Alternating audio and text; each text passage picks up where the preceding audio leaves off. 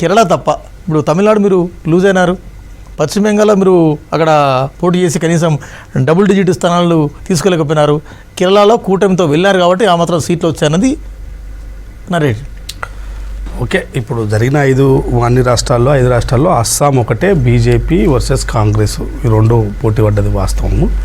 మిగతా రాష్ట్రాలకు సంబంధించి ఎట్లా కేరళలో కాంగ్రెస్ వర్సెస్ సిపిఎం సిపిఐకి సంబంధించిన పార్టీలు. కానీ ఇక్కడ నేను చెప్తున్నది ఏంటంటే, ఓకే ఇవాళ మొత్తం ఈ విజయం అంతా కూడా పూర్తిగా ఇది గెలిచినంత మాత్రాన మొత్తము కాంగ్రెస్ పార్టీకి మనుగడ ఉండదనేది అసత్యము. ఎందుకు అంటే జరిగిన 5 రాష్ట్రాల్లో మేము కూడా ఒక రాష్ట్రం గెలిచినాం. ఓకే, వాళ్ళు నిజంగానే వాళ్ళు ఒక మాట అయితే శేషు గారు బాగా చెప్పారు. అమిత్ షా గారు కానీ నరేంద్ర మోడీ గారు కానీ ముక్తు కాంగ్రెస్ అనేది కొంత వాళ్ళు నినాదం ఎత్తుకున్నప్పటికి కూడా ఓకే ఇలా కేరళలో రాగలిగిన ఒక రాష్ట్రం పెరిగిందని ఒక సంతోషము. కాకపోతే అది అట్ ది సేమ్ టైం మిగతా రాష్ట్రాల్లో కూడా ఇంకా మా పర్ఫార్మెన్స్ను పెంచుకోవాల్సిన అవసరం ఉన్నది. అస్సాం లాంటి రాష్ట్రాల్లో ఇంకా పెరగాల్సిన అవసరం ఉండే. అయితే ఇప్పుడున్న పరిస్థితుల్లో బీజేపీ చేస్తున్న అంటే కేంద్రంలో ఉన్న బీజేపీ చేస్తున్న వ్యవహార శైలి ఇవన్నీ చూస్తుంటే వాళ్ళు కొంత అగ్రెసివ్గా పోతున్నారు, ఫోర్స్ఫుల్గా పోతున్నారు అనేది స్పష్టంగా అర్థం. అయితే దీన్ని ఈ ఫలితాలతో కొంత మేము కూడా రివ్యూ చేసుకొని ఖచ్చితంగా అన్ని రాష్ట్రాల్లో బలపడే విధంగా చేసుకుంటాము. ఇప్పుడు వెస్ట్ బెంగాల్లో మా పార్టీ పరిస్థితి ఎట్లా ఉన్నదనేది అందరికి తెలిసిన విషయమే. అక్కడ ఒక 2 పార్టీల మధ్యలో పెద్ద యుద్ధం జరుగుతున్నప్పుడు ఖచ్చితంగా మిగతా పార్టీలన్నీ కూడా ఏమి మిగిలవు అనేది అది జనరల్గా తెలుస్తుంది. సో ఇక తమిళనాడు పరిస్థితి చూస్తే ఇలా కొత్త రాజకీయ పార్టీ ఎస్టాబ్లిష్ అయ్యి కొత్త రాజకీయ పార్టీ వచ్చింది కాబట్టి అక్కడ కొన్ని సంవత్సరాలుగా 50 సంవత్సరాలుగా ఉన్న పార్టీల పరిస్థితే ఇవాళ మనుగడ లేకుండా అంటే ఇప్పుడు శేషు ఏం చెప్తున్నారు, రేపటి కాదు ఈ మధ్యాహ్నం 1 గంట నుంచి దేశవ్యాప్తంగా బీజేపీ ప్రభ పెరుగుతుంది, ఎన్డీఏ ప్రభ పెరుగుతుంది అనేది బీజేపీ చెప్పుకుంటుంది. డెఫినెట్గా ఇప్పుడు మేము ఏమంటే ఎన్నికలు జరిగినప్పుడల్లా ఎన్నికల ఫలితాలు వచ్చినప్పుడు ఖచ్చితంగా కూడా ఆ ఎన్నికల్లో ఫలితాలు విజయం సాధించినప్పుడు ఆ ప్రభ ఉంటుంది, ఉండదని మేము ఏం కాదంటలేము. ఇప్పుడు ఫలితం ఇచ్చినాక దాన్ని కూడా మనం దాన్ని స్వాగతించకపోతే ఒక రాజకీయ పార్టీగా స్వాగతించాల్సిందే, దాన్ని రివ్యూ చేసుకోవాల్సిందే. నెక్స్ట్ ఏం జరుగుతుంది, ఎట్లా జరుగుతుంది. ఇప్పుడు మేము పూర్తిగా పడిపోలే కదండి. ఒక రాష్ట్రం అయితే మాకు వచ్చింది కదా, కేరళలో ఒక రాష్ట్రం అయితే వచ్చింది కదా, అది ఎట్లా వచ్చింది ఏంటి వచ్చింది అనేది అక్కడ ఉన్న ప్రజలు ఓట్లేస్తేనే కదా వచ్చింది. ఇప్పుడు మీరు కూడా కేరళలో పాగా వేయాలనుకున్నారు కదా, కేరళలో పాగాలి మేము కూడా డబుల్ డిజిట్ దాటుతాం అన్నారు కదా, కేరళలో మేము దాటుతున్నాం, మేము కూడా ఒక 20 సీట్లు వస్తాయని మీరు కూడా అన్నారు కదా, మీరు కూడా రాలేకపోయారు కదా కేరళలో. మరి మీ పరిస్థితి కూడా లేదు కదా. తమిళనాడులో కూడా అనుకున్నారు, తమిళనాడులో కూడా ఇప్పుడు మీరు కూడా లేరు కదా. ఓకే మీ పార్టీ ఇది అలయన్స్లో ఉన్న పార్టీ ఒక 2nd ప్లేస్లోకి రావచ్చు, కానీ మీరు కూడా అక్కడ రాలే కదా. చెప్పుకుంటారు కదా, సౌత్లో ఎక్కడ ఎంటర్ అయ్యారు ఇప్పుడు ఏది కనపడతలేదు కదా. సౌత్లో అయితే ఎక్కడ ఎంటర్ కాలే కదా. నేను ఏమంటున్నానంటే సౌత్లో ఎంటర్ అయ్యారా, నార్త్లో ఎంటర్ అయ్యారా, ఈశాన్య రాష్ట్రాల్లో అది కాదు నేను చెప్పేది. పూర్తి స్థాయిలో ఇవాళ ఒక రాష్ట్రం మేము గెలుచుకోగలిగినాం, ఇంకా మిగతా రాష్ట్రాల్లో పాగా వేస్తాము. దీనికి నేనేం కాదంటుంది. వెస్ట్ బెంగాల్లో ఉన్న పరిస్థితులు మనం అందరూ తెలుసు, మమతా వర్సెస్ బీజేపీ నడుస్తుందని అందరూ తెలుసు. తమిళనాడులో అక్కడ మనకు ప్రాతినిధ్యం ఒక అలయన్స్ పార్టీ. సోలంకి శ్రీనివాస్ గారు చేరినారు బీజేపీ నుంచి. Solanki good morning, right, welcome. ఏంది కాంగ్రెస్ పర్ఫార్మెన్స్ కూడా పెరిగింది ఈ ఎన్నికల్లో. ఒక రాష్ట్రాన్ని అంటే 4వ ముఖ్యమంత్రి అక్కడ ఉన్నారు. కాంగ్రెస్ అసలే లేదు, కాంగ్రెస్ ముక్తు భారత్ ఇట్లాంటి నినాదాలు ఎందుకు? అంటే ఒకవేళ నిజంగానే కాంగ్రెస్ ఏమంటారు సొంతంగా గెలిచి ఉంటేనేమో మీరు అన్నట్టుగా కాంగ్రెస్ కూడా గెలుస్తుంది అని అనుకోవచ్చు. కాంగ్రెస్ ఏం చేస్తుందనంటే చిన్న చితక పార్టీలను, అంటే నేనేం తప్పనట్లేదు, చిన్న అదే అంటున్నాను. తమిళనాడులో వాళ్ళు కూడా అంతే కానీ ఇప్పుడు ఏపీలో లేరా ప్లీజ్ సరే. నేనేమంటున్నా అంటే ఒకవేళ నిజంగా వాళ్లే సొంతంగా గెలిచి లేకపోతే వాళ్ళ నాయకత్వం మీదనే ఆధారపడి గెలిచి ఉంటేనేమో అదో రకమైనటువంటి ఈక్వేషన్ అవుతుండే. ఇప్పుడు ఏదేమైనా కూడా గెలిపే, దాన్ని ఏం కాదనేటువంటి పరిస్థితి లేదు. ఎన్నికలు రిజల్ట్ వచ్చిన తర్వాత కాదు అని చెప్పేసి దాంట్లో ఏమంటారు ఇక దాని కోడిగుడ్డు మీద ఈకలు పీకడం అనేటువంటిది సరైనటువంటిది కాదు. కానీ కాంగ్రెస్ పార్టీ ఎట్లా ఉంటుందంటే ఆ పాము సావదు, ఆ పాము లేవదు, ఇంకా అట్లే ఉంటుంది. అది సచ్చిన పాములు విన్నారండి. ఇదివరకు 1 ఉండే 2 3 4 ఒక రాష్ట్రం పెరుగుతుంది, రేపు 2 రాష్ట్రాలు పోతాయి సార్. 2 రాష్ట్రాలు పోతాయి ఇమీడియట్గా పోతాయి. 2 రాష్ట్రాలు. ఏ రాష్ట్రాలు పోతాయి? 2 రాష్ట్రాలు పోతాయి. కర్ణాటక పోతుంది, తెలంగాణ పోతుంది కదా. ఎన్నికలు లేవు కదా ఇప్పుడు. అదే వచ్చిన వెంటనే అంటున్నా. రేపంటే ఇంకా నా కోసం రేపేమో ఎన్నికలు పెట్టారు, కానీ రేపు ఎన్నికలు జరిగిన వెంటనే ఇప్పుడు ఇమీడియట్గా నెక్స్ట్ ఎలక్షన్స్ వస్తాయి. ఎలక్షన్స్ వచ్చిన వెంటనే కర్ణాటక పోతుంది, ఆ తర్వాత వచ్చేటువంటి ఎన్నికల్లో తెలంగాణ పోతుంది. ఏముంది, ఉన్నటువంటి హిమాచల్ ప్రదేశ్లో వాళ్ళు జీతాలే కట్ చేసుకునేటువంటి పరిస్థితి ఉంది. ఎమ్మెల్యేలు, ఎంపీలు అంటే వాళ్ళ ముఖ్యమంత్రి వాళ్ళే తమ జీతాలను కట్ చేసుకొని ప్రభుత్వ ఉద్యోగులకు జీతాలు ఇచ్చేటువంటి పరిస్థితి ఉంది. ఇంకా మీ పర్ఫార్మెన్స్ ఎక్కడ బాగుందని అనుకుంటున్నారు మీరు? ఇక్కడనేమో ముఖ్యమంత్రి గారే చెప్పారు అప్పు పుట్టేటువంటి పరిస్థితి లేదు, నా తోలు తీసుకున్నా కూడా వచ్చేటువంటి లేదు, ఎక్కడికైనా వెళ్తే నా చెప్పులు ఎత్తుకపోయేటోళ్ళు లెక్క చూస్తున్నారని రాష్ట్ర ముఖ్యమంత్రి రేవంత్ రెడ్డి గారే చెప్తున్నారు. సో మీ పర్ఫార్మెన్స్ ఏముంది చెప్పండి? ఈ రకంగా చూసుకున్నప్పుడు కాంగ్రెస్ పార్టీ ఏదో చేస్తుంది అనేటువంటిది ఊరికే చెప్పుకోవడానికి, లేకపోతే పార్టీ టీవీల ముందు కూర్చున్నప్పుడు మన పార్టీని మనం డిఫెండ్ చేయాలి. అది నేనైనా చేయవలసిందే, వేణన్నా ఉన్నా కూడా చేయవలసిందే, కాబట్టి చేస్తారు. కానీ ఏముంది మీ పర్ఫార్మెన్స్? లేదు కదా. మీరు అదే వెస్ట్ బెంగాల్లో చూడండి, లేకపోతే తమిళనాడులో చూడండి, పుదుచ్చేరిలో చూడండి, ఇక అస్సాంలో చూడండి. అస్సాంలోనైతే ఇక ఆయన ప్రతిజ్ఞనే చేసిపోయినాడు గౌరవ్ గొగోయ్, ఎట్టి పరిస్థితుల్లో కాంగ్రెస్ను గెలిపిస్తాను, బీజేపీని ఓడగొట్టేసి ఆయనను పంపిస్తాను ఇంటికి అని చెప్పేసి పోయినాడు కదా. ఏముంది మీ పర్ఫార్మెన్స్ ఏముంది చెప్పండి? 25 ఏళ్ళు పాలించినటువంటి వెస్ట్ బెంగాల్ ఒక్క సీటు గెలవరా మీరు? కానీ ఇప్పుడు వేరు లాంటి వాళ్ళు చెప్పే తర్కం ఏంటంటే అస్సాంలో మీరు సాధించింది ఏంది? హిమంత బిశ్వ శర్మ కాంగ్రెస్ మనిషి, అక్కడ హిమంత వలస మనిషి, పుదుచ్చేరిలో రామస్వామి కాంగ్రెస్ మనిషి. ఇప్పుడు వెస్ట్ బెంగాల్ కూడా సురేంద్ర అధికారి ఆయన మీ పార్టీ బాటం కాదు కదా. ఇప్పుడు నేను అట్లా మీరు రాజకీయం చేసి గెలిపిందా, మీ గెలుపును మేము తప్పు పట్టట్లేదు. ఎందుకంటే మేము రాష్ట్రంలో గెలిచినాం, మీ గెలుపును మేము ఇతర రాష్ట్రాల్లో స్వాగతిస్తున్నాం, మాది స్వాగతించున్నాం చెప్తున్నాం. మీరు గెలిపే కాదు, మాదే గెలుపు అంటే అది కరెక్ట్ కాదు అన్న. నేనేమంటా వెంకటన్న, సరడబ్బా పరస్పర డబ్బా. నేనేమంటున్నా అంటే అస్సాంలో వారు అన్నది కూడా లాజికే, నేనేం కాదంటలేను. కానీ ఆయన భారతీయ జనతా పార్టీ అధికారంలోకి వచ్చిన 2015లో అధికారంలోకి వచ్చిన తర్వాత 5 ఏళ్ళు ఒక సాధారణ ఎమ్మెల్యేగానే ఉన్నాడు. ఆ తర్వాత 5 ఏళ్ళు ముఖ్యమంత్రిగా చేశారు. ఇక మా లీడర్ అయిపోయింది కదా, ఇంకా మీ లీడర్ కాదు అనడానికి. తర్వాత సువేందు అధికారి మా పార్టీలోకి వచ్చాడు, వచ్చిన తర్వాత అక్కడ అపోజిషన్ లీడర్గా ఉన్నాడు, ఒక 5 ఏళ్ళు పోరాటం చేసినాడు, ఇప్పుడు మా పార్టీ లీడర్గా ఎమర్జ్ అపోజిషన్ లీడర్గా ఉన్నాడు. ఇక మీకు వచ్చిన ఇబ్బంది ఏముంటుంది? ఏ పార్టీ అయినా మీ పార్టీ కాదు కదా అని తప్పేం లేదు. తప్పు దాని గురించి తప్పండి. మీరు ఒక్కొక్క నాయకులను ఎట్లా బెదిరించి తీసుకుంటారు? ప్రభుత్వాలనే మార్చి ప్రభుత్వాలను ఎట్లా అనగదొక్కుతున్నారు? నాకు తెలుసు. నేను చెప్పని మిత్రమా, నేను మీరు అందరూ మీరు తీసుకోండి, మీరు అధికారంలోకి వస్తే ప్రజలు మీకు తీర్పు ఇచ్చారు, మేము కాదంటలేదు. కానీ మేము వచ్చిందాన్ని కేరళలో వచ్చిందాన్ని మీరు వచ్చిందే కాదు, మీరు అధికారమే కాదంటే గది కరెక్ట్ కాదు అంటున్నా. వెస్ట్ బెంగాల్లో అస్సాంలో వచ్చిరు స్వాగతిస్తున్నాము, ఓకేనా? మీరు వెస్ట్ బెంగాల్ వచ్చి స్వాగతిస్తున్నాము, పుదుచ్చేరిలో వచ్చి స్వాగతిస్తున్నాము, కేరళలో వచ్చి స్వాగతించండి. నేను కేరళలో వచ్చిందని నేను పూర్తిగా స్వాగతిస్తున్నా. కానీ వారు మాట్లాడిన హిమంత బిశ్వ శర్మ కావచ్చు, సువేంద్ర అధికారి గురించి మాట్లాడారు కదా. మీరు ఈరోజు అధికారంలో కర్ణాటకలో ఉన్నారు సార్, ముఖ్యమంత్రి సిద్ధరామయ్య ఉన్నారు. ఏ పార్టీకి వెళ్ళి వచ్చింది సార్?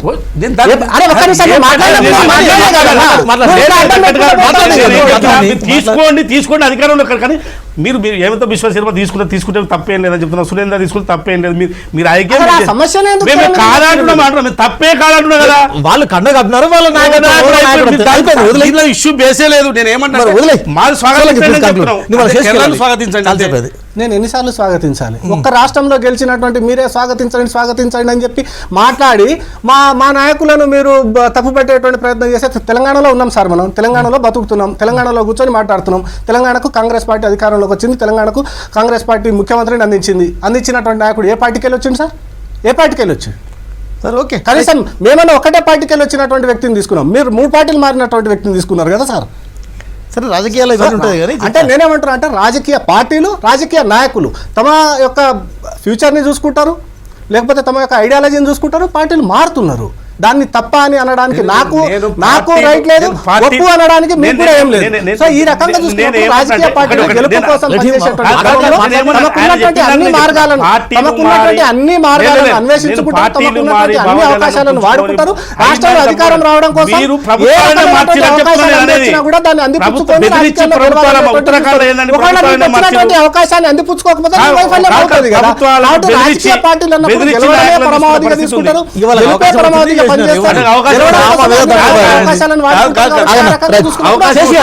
పార్టీ అయినా కూడా తమ యొక్క రాజకీయ ఏమంటారు గెలుపు కోసమే పనిచేస్తారు. దాంట్లో వచ్చేటువంటి ప్రతి అవకాశాన్ని వాడుకుంటారు రాజకీయ పార్టీలు. వాడుకోకపోతే తానే వైఫల్యం చెందుతారు. ఇందాక మీరు చెప్పినట్టు అయిపోయింది, ఎన్నికలు ఫలితాలు ఆల్మోస్ట్ వచ్చేసినాయి.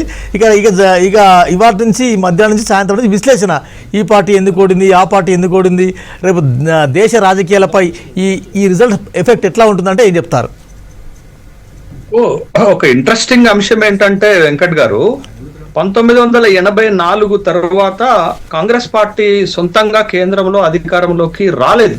మీకు 2004లో కోయిలేషన్ గవర్నమెంటే వచ్చింది, 2009లో కోయిలేషన్ గవర్నమెంటే వచ్చింది. బట్ ఇప్పుడు కూడా బీజేపీ సొంతంగా అధికారంలోకి రాలేదు, 240 సీట్లలో మాత్రమే గెలిచింది. అలయన్స్ పార్ట్నర్లతోటి వాళ్ళ అధికారంలో ఉంది. ఇది కూడా కోయిలేషన్ గవర్నమెంటే. అంటే మనం ఇప్పుడు చూడాల్సినటువంటి సినారియో ఏంటది అంటే, కేంద్రంలో రాజకీయాలు చేస్తున్నటువంటి పార్టీలు సొంతంగా అధికారంలోకి రావటం కష్టమవుతుంది కాబట్టి కూటమిలు పెట్టుకున్నాయి. ఎన్డీఏ కూటమి, ఇండియా కూటమి. ఇవాళ వచ్చినటువంటి రిజల్ట్స్ పరంగా మనం చూస్తే కాంగ్రెస్ పార్టీకి ఒక ముఖ్యమంత్రి పెరగొచ్చు, కానీ ఒక కూటమిగా బలహీన పడింది అని నేను చెప్తున్నాను. కాంగ్రెస్ పార్టీగా 3 ముఖ్యమంత్రులు ఉంటే 4వ ముఖ్యమంత్రి వచ్చి ఉండొచ్చు, వాళ్ళకి 21 ముఖ్యమంత్రులు ఉంటే 22 అయి ఉండొచ్చు. కానీ కూటమిగా ఇండియా కూటమికి బలహీనత ఎదురైంది, బలహీన పడింది. ఎందుకు అని అంటే 2 కీలకమైనటువంటి పార్టీలు, అటు తమిళనాడులోను ఇటు వెస్ట్ బెంగాల్లోను ఇండియా కూటమిలో ఉన్నటువంటి పార్టీలు ఓడిపోవటం వల్ల ఇండియా కూటమికి పెద్ద దెబ్బ. ఇండియా కూటమి చూడండి, మీరు పరిగణలోకి తీసుకోకూడదు కదా శశి గారు. లేలే వెంకట్ గారు, ఒక మాట, మొన్న పార్లమెంటు ప్రత్యేక సమావేశాల్లో మహిళా అండ్ డీలిమిటేషన్ బిల్లు ఓడిపోవటానికి కారణం ఏంటి చెప్పండి? ఓడిపోవటానికి కారణం ఏంటంటే ఇండియా కూటమి బలంగా వ్యతిరేకించింది. 238 ఓట్లు వ్యతిరేకంగా ఆ బిల్లుకు పడ్డాయంటే 2/3 మెజార్టీ రాకపోవటం వల్లనే భారతీయ జనతా పార్టీ అనుకున్నటువంటి ఒక బిల్లును పాస్ చేసుకోలేకపోయింది. కాబట్టి ఇవాళ నేనేమంటున్నాను, ఇండియా కూటమి బలంగా ఉన్నంత కాలం భారతీయ జనతా పార్టీని కొద్దిగా నిలువరించగలుగుతారు. ఇండియా కూటమి బలహీన పడితే భారతీయ జనతా పార్టీకి తిరుగు లేకుండా పోతుంది రాజకీయంగా అనేది నేను చెప్పాలనుకుంటున్నటువంటి ఉదాహరణ మొన్న జరిగినటువంటి లోక్సభలో జరిగినటువంటి బిల్లే. కాబట్టి ఇవాళ బెంగాల్లో జరిగిన ఓటమి కానీ లేకపోతే తమిళనాడులో జరిగినటువంటి ఓటమి కానీ అల్టిమేట్ గా ఇండియా కూటమిని బలహీనపరుస్తుంది. అలా కాకుండా ఇండియా కూటమి ఒక బలమైనటువంటి రాజకీయ వ్యూహాలు గనక రాకపోతే, బలమైన రాజకీయ వ్యూహాలు కనుక రూపొందించుకోకపోతే మీకు అల్టిమేట్ గా ఎన్డీఏ కూటమి మరింత బలోపేతం అవుతుంది కదా. అప్పుడు వాళ్ళకి తిరుగులేనటువంటి అధికారం వచ్చి జమిలీ ఎన్నికలు పెట్టుకుంటారు, అన్ని బిల్లులు పాస్ చేసుకొని పోతారు, వాళ్ళకి నచ్చినటువంటి విధంగా దేశాన్ని పరిపాలిస్తారు. ఇప్పుడు మీకు మహిళా బిల్లుని అందరూ ఒప్పుకున్నారు, కానీ డీలిమిటేషన్ లో సౌత్ ఇండియాకి నష్టం జరుగుతుందనే కదా ఆ బిల్లును ఓడించింది. రేపు ఆ పరిస్థితి లేకపోతే వాళ్ళు యథేచ్ఛగా ఇట్లాంటి బిల్లులన్నిటినీ ఆమోదం చేసుకొని పోతే మీరు ఎట్లా ఎదుర్కొంటారు? అందుకని ఇవాళ Bharatiya Janata party poll management, Bharatiya Janata party election management, election engineering చాలా డిఫరెంట్ గా ఉంది. ఎందుకు నేను డిఫరెంట్ గా ఉంది అంటున్నాను తెలుసా? బీహార్ లో ఎన్నికలకు ముందే ఫలితాన్ని చెప్పారు, బెంగాల్లో ఎన్నికలకు ముందే ఫలితాన్ని చెప్పారు, మహారాష్ట్రలో ఎన్నికలకు ముందే ఫలితాన్ని చెప్పారు. ఎట్లా చెప్తున్నారు? ఎట్లా చెప్పగలుగుతున్నారు? అంటే వాళ్ళ దగ్గర ఉన్నటువంటి ఒక poll management, poll strategy, election engineering అద్భుతంగా పనిచేస్తుంది. బట్ అంతకంటే ధీటైనటువంటి poll management, election engineering India కూటమి చేసుకోలేనంత కాలం మంచి విజయాలు సాధించలేము. తమిళనాడు ఫెయిల్ అయింది కదా, తమిళనాడు కూడా చెప్తున్నారు, తమిళనాడు కూడా ఫెయిల్ అయింది అంటున్నాను నేను. తమిళనాడులో కూడా డిఎంకే ఫెయిల్ అవ్వటమే ఇండియా కూటమికి నష్టం చేస్తున్నారు అంటున్నారు కదా. అక్కడ గనక నష్టం జరగకపోయి ఉంటే, ఇండియా కూటమి గనక బలోపేతమై ఉంటే, మీరు బెంగాల్లో మమతా గెలిచి తర్వాత తమిళనాడులో డిఎంకే గెలిచి ఉంటే పరిస్థితి ఇంకో విధంగా ఉండేది కదా ఇవాళ రాజకీయాల్లో. మరి రాబోయేటటువంటి ఎన్నికల్లో ఇంకో విధంగా ఉంటుంది కదా. మీకు 2029 లోక్సభ ఎన్నికలు టార్గెట్ అంటే మధ్యలో వచ్చేటటువంటి ఎన్నికల్లో గెలవాలా? 2029 ఎన్నికల్లో గెలవాలంటే కాంగ్రెస్ బలపడాలా, కాంగ్రెస్ తో ఉన్నటువంటి పార్టీలు కూడా బలపడాలా. కానీ ఇవాళ ఏమవుతుంది? కాంగ్రెస్ ఒక రాష్ట్రంలో బలపడలేదు.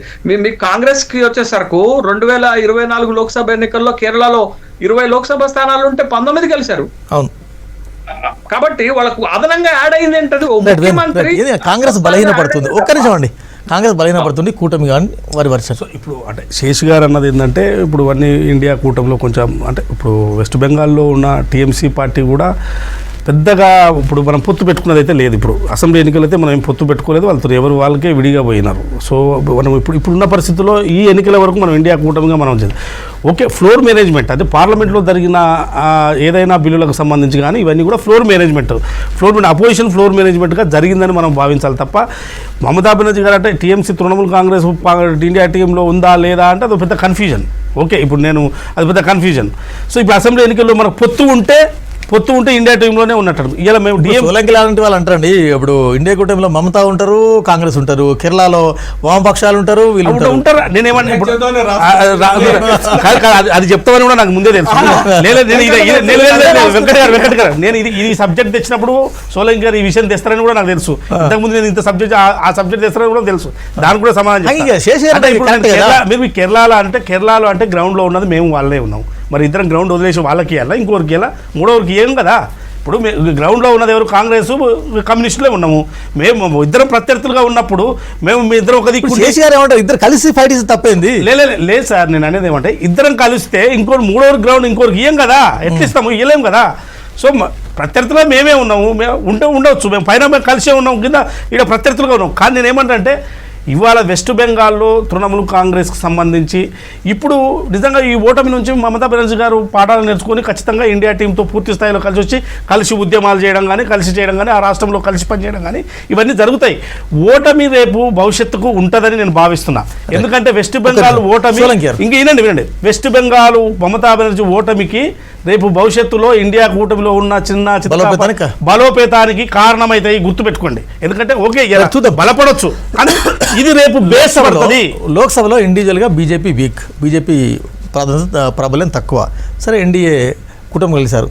వస్తున్న అసెంబ్లీ ఎన్నికలు వస్తున్న వరుసగా ఒక్కొక్క ఫలితాలు రేపు ఏ విధంగా మీకు ఉపకరిస్తాయి? సార్, ఒకటి వెంకట్ గారు మీరు చెప్పినట్టుగా లోక్సభలో మేమేమో అంత వీక్ కాదు, కొంత దూరంలో ఉన్నాము. సింగిల్ లార్జెస్ట్ పార్టీగా ఉన్నాం. అధికారానికి లెక్కలతోటి మాట్లాడితే 32 సీట్ల దూరంలోనే ఉన్నాం. అంటే మేము ఏదో ఇంకా వెనకబడిపోయినాము. మొత్తం మా వాజ్పేయి గారి ప్రభుత్వం ఉన్నప్పుడు మొత్తం 36 పార్టీలను కలుపుకొని, చిన్న పార్టీని పెద్ద పార్టీని వాళ్ళని వీళ్ళని కలుపుకొని అధికారాన్ని ఏం నడపట్లేదు. ఒక ఏమంటారు కప్పల తకేళ్ళ లాంటి పార్టీ కూటమిని ఏం నడపట్లేదు.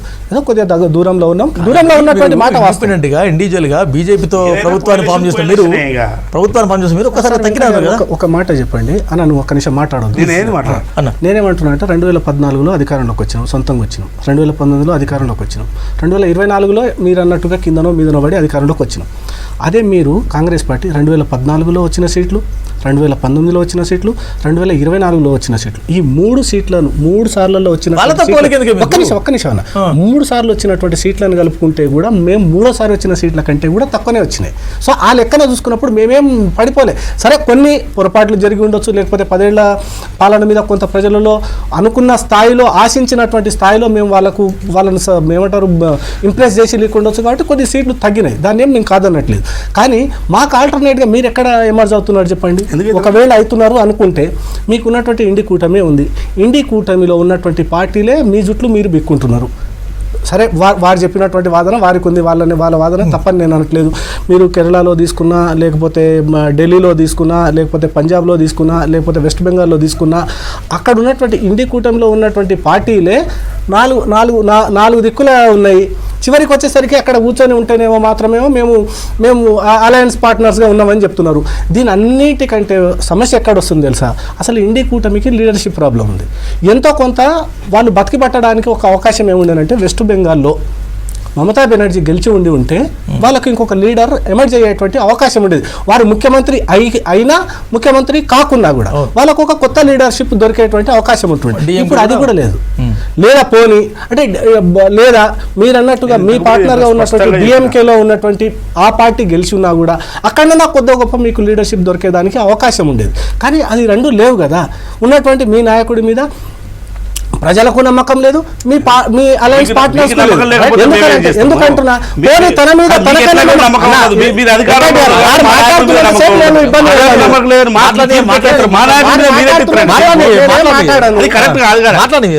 కరెక్టా కాదా అనేటువంటి చూసేటోళ్ళు డిసైడ్ చేసుకుంటారు. మీరు చెప్పండి. సో నేనేమంటున్నా అంటే మీరు ఎన్నికలప్పుడు వదిలేసి వెళ్ళిపోతారు. రిజల్ట్ ఇప్పుడు వెస్ట్ బెంగాల్ ఫర్ ఎగ్జాంపుల్ నేను చెప్తున్నా సార్, నా లక్ష్యం ఒకటి, నేను ప్రతి రాష్ట్రంలో బీజేపీ అధికారంలోకి రావాలి, కేంద్రంలో అధికారంలో ఉంది, డబుల్ ఇంజన్ సర్కార్ తోటి దేశంలో మేము ఎంతో కొంత మంచి సంక్షేమము అభివృద్ధి చేయాలనేటువంటి లక్ష్యంతో మనం పనిచేస్తున్నాం. దాంట్లో భాగంగానే 76 ఏళ్ల వయసు ఉన్నటువంటి ప్రధానమంత్రి గారు 26 సభలు చేసిండు వెస్ట్ బెంగాల్లో. మీ నవ యువకుడు అని చెప్పుకునేటువంటి రాహుల్ గాంధీ గారు ఎన్ని సభలు చేశారు చెప్పండి ఒక మాట. ఒకటి చెప్పినారు కదా, ఇందాక శేష్ గారు అదే చెప్పినారు కదా, శేష్ గారిది వినలేదు. సారీ అన్న, మీరు చెప్పింది వినలేదు. నేనేమంటున్నా అంటే మీరు అదే చివరికి వచ్చేసరికి ఇప్పుడు ఫలితాలు వస్తున్నాయి. రాహుల్ గాంధీ గారు ఎక్కడున్నారనేటువంటి మీరు భూతద్దంలో వెతికి చూసుకున్నా ఈ దేశంలో దొరకరు. సో మీరు కాలక్షేపం కోసం రాజకీయాలు చేయడం, కాలక్షేపం కోసం ప్రజలను మేము మెప్పించుకుంటాం అంటే కుదరదు. ప్రజలు ఎలక్షన్ ఇంజనీరింగ్, పోల్ మేనేజ్మెంట్ ఇవన్నీ ఇప్పుడు ఇందాక శశి గారు అన్ని చేయాలి చెప్పారు. సార్, అన్ని చేయాలి. కాంగ్రెస్ పార్టీ ఎక్కడో ఫెయిల్ అవుతుంది, ఎక్కడో మీరు V6 ఛానల్ నడుపుతున్నారు సార్. మీ ఛానల్ టాప్ లో రావడం కోసం మీకు అంది వచ్చేటువంటి ప్రతి అవకాశాన్ని వాడుకోరా చెప్పండి. ఏ అవకాశం ఉన్నా వాడుకుంటారు కదా. అట్లనే ఒక రాజకీయ పార్టీగా, ఒక రాజకీయ పార్టీ నాయకుడిగా మాకున్నటువంటి ప్రతి అవకాశాన్ని వాడుకుంటాం. ఒకవైపు మీ యొక్క వైఫల్యం ఏదైనా కలిసి వస్తే మాకు ఇంకా అదనపు బలం అవుతుంది. చెప్పండి సార్. ఇప్పుడు రాహుల్ గాంధీ గారు మళ్ళీ సోలంకి మాట్లాడతాడు అంటే నేనేం మాట్లాడదా? మీరే మాట్లాడుతున్నారు, నన్నే మాట్లాడిస్తారు మీరు. నువ్వేం మాట్లాడుతున్నావు, సోలంకి మీరే మాట్లాడుతున్నారు, శేషువార్ది కూడా అన్నే మాట్లాడుతున్నారు. ఇప్పుడు వాళ్ళు ట్రిపుల్ రోల్ చేస్తున్నాను నేనేం చేయట్లేదు. ఇప్పుడు వాళ్ళు చెప్తున్నది ఏంటి, ఎంతసేపు మీకు అందరూ ఓడిపోయారు, మీ కూటమి అంతా ఓడిపోయింది, ఇంకా లేనే లేదంట. నేను స్పష్టంగా చెప్తున్నా, భవిష్యత్ అంతా మాదే. కూటమిలు ఓడిపోయినా కూటములంతా కూడా రేపు కలిసి అన్ని ఎవరు ఓడిపోయినా రేపు అందరూ కూడా కాంగ్రెస్ పార్టీ పెద్దన్న పాత్ర పోషిస్తుంది. ఇప్పుడు ఇలా మమతా బెనర్జీ గారు ఓడిపోయారు కాబట్టి ఓడిపోయిన తర్వాత ఖచ్చితంగా కూడా మాతో కలిసి వస్తుంది, కలిసి ఉద్యమాలు చేస్తుంది. భవిష్యత్ అంతా మాదే, ఇక రాసి పెట్టుకోండి ఇప్పటి నుంచి. సో కాంగ్రెస్ పార్టీని మీరు తక్కువ అంచనా వేయకండి, రాహుల్ గాంధీ గారిని తక్కువ అంచనా. ఇక మీరు ఏదో 50 సభలు పెట్టినంత మా రాహుల్ గాంధీ పెట్టలేదు. ఇక మీరు చేస్తున్న విధానం అట్లా ఉన్నది. ఒక ప్రధానమంత్రి ప్రతిదానికి పోవాల్సినంత అవసరం లేదు కదా. పోతే పోండి, మీరు అది కూడా తప్పు లేదు.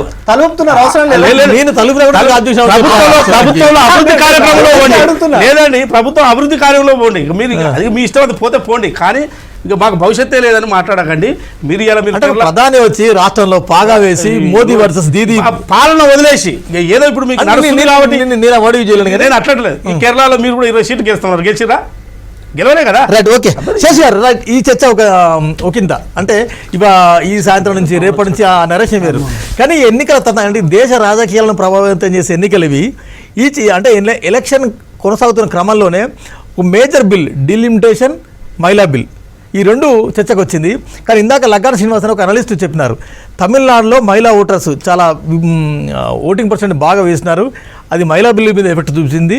పశ్చిమ బెంగాల్లో కూడా మహిళా ఓటర్లు బాగా ఓటు హక్కును వినియోగించుకున్నారు, అక్కడ కూడా ఇది పనిచేసింది. తమిళనాడులో ఏకంగా డిఎంకే సీఎం స్టాలిన్ ప్రతులను దగ్ధం చేసినారు నల్లబట్టలతో అని. ఈ ఎఫెక్ట్ అక్కడ కొట్టొచ్చినట్టు కనబడింది రెండు రాష్ట్రాల్లో అని వారి వర్షన్. మీరు యాక్సెప్ట్ చేస్తారా? వెంకట్ గారు, ఈ రెండు రాష్ట్రాలకి ఒక కామన్ పోలిక ఒకటి చెప్తాను.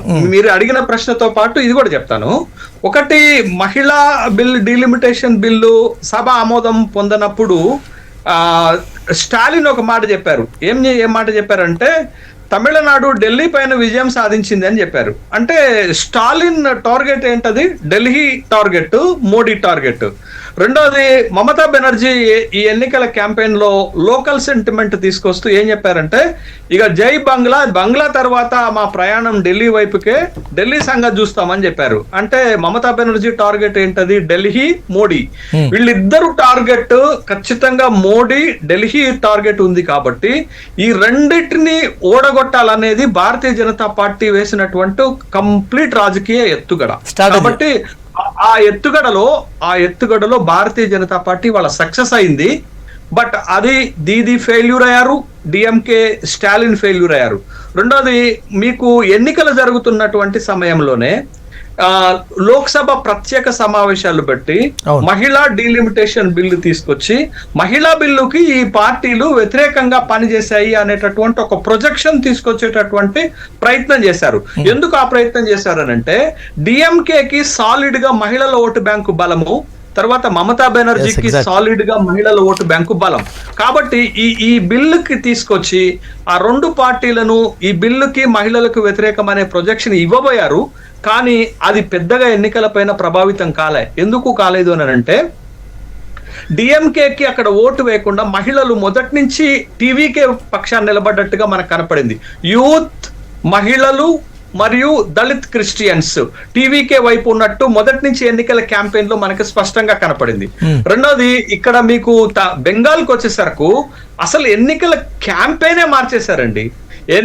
ఎన్నికల్లో అసలు ఏ అంశాలు ప్రాతిపదిక మీద ఎన్నికలు జరుగుతాయి అనేది కాకుండా మొత్తము భారతీయ జనతా పార్టీ మమతా బెనర్జీని ఒక విలన్ గా చూపించేటటువంటి ప్రక్రియలో సక్సెస్ అయ్యారు.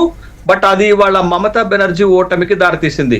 అసలు ఈ దేశంలో రాజ్యాంగబద్ధమైన సంస్థలను కూడా మమతా బెనర్జీ ఓటమికి వాడుకున్నారంటే ఎంత విచిత్రమైనటువంటి అంశం. అంటే సేమ్ టైంలో శేషి గారు దీదీ కూడా ఈసీని కానీ రాజ్యాంగ సంస్థ కానీ ఆమె కూడా టార్గెట్ చేసింది.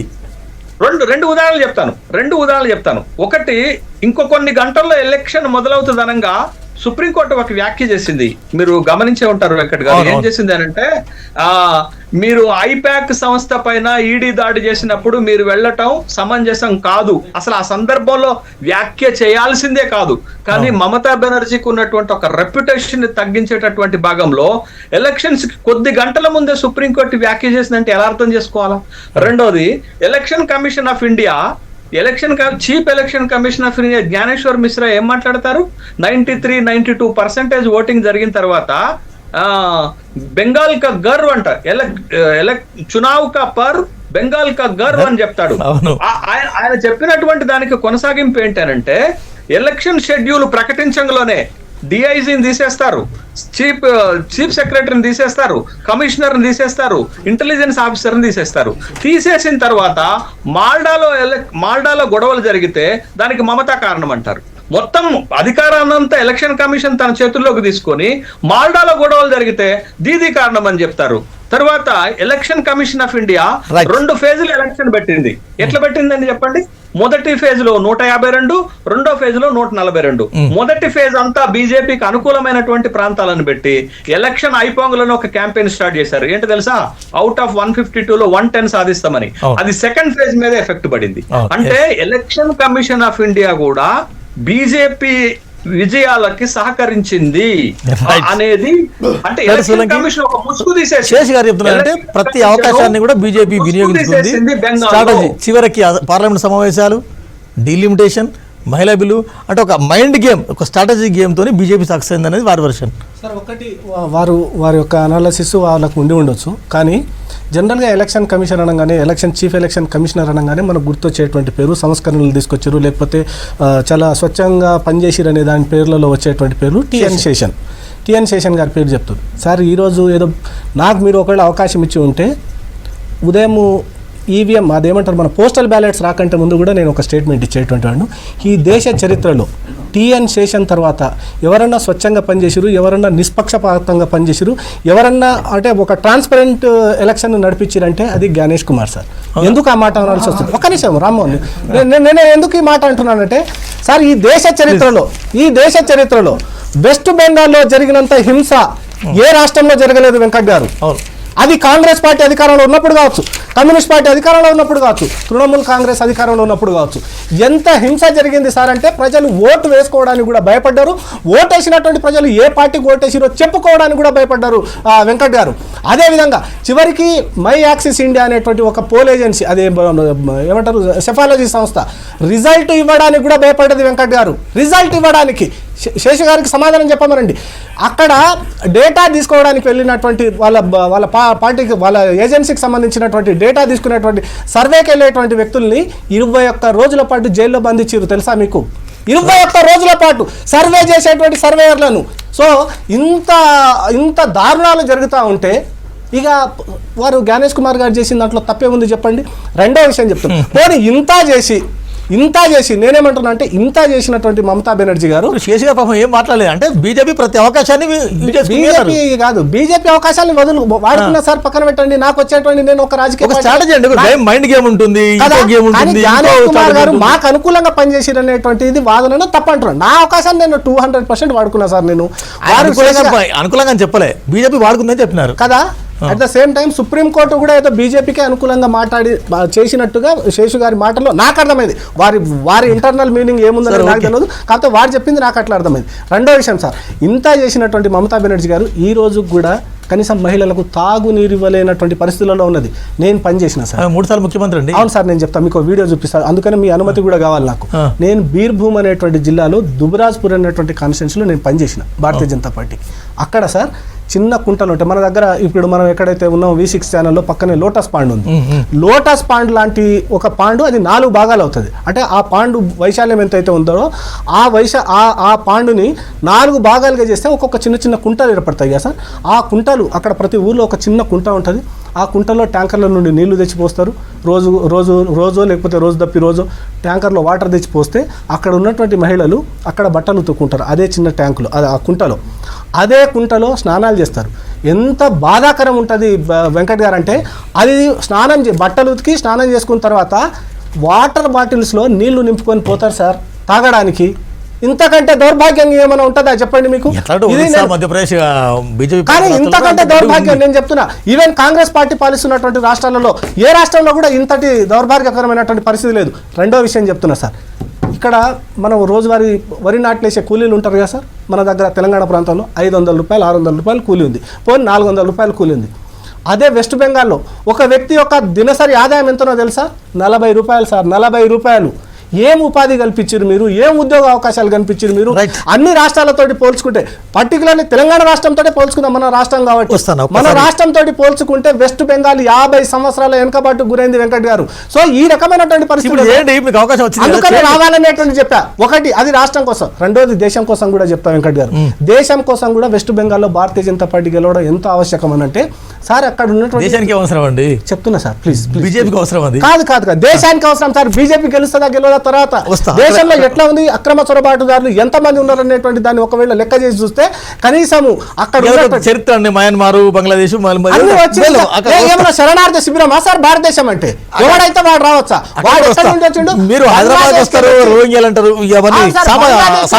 హైదరాబాద్ లో తిష్ట వేసుకొని కూర్చున్నారు సార్. హైదరాబాద్ లో తిష్ట వేసుకొని ఇప్పుడే వస్తారన్నా.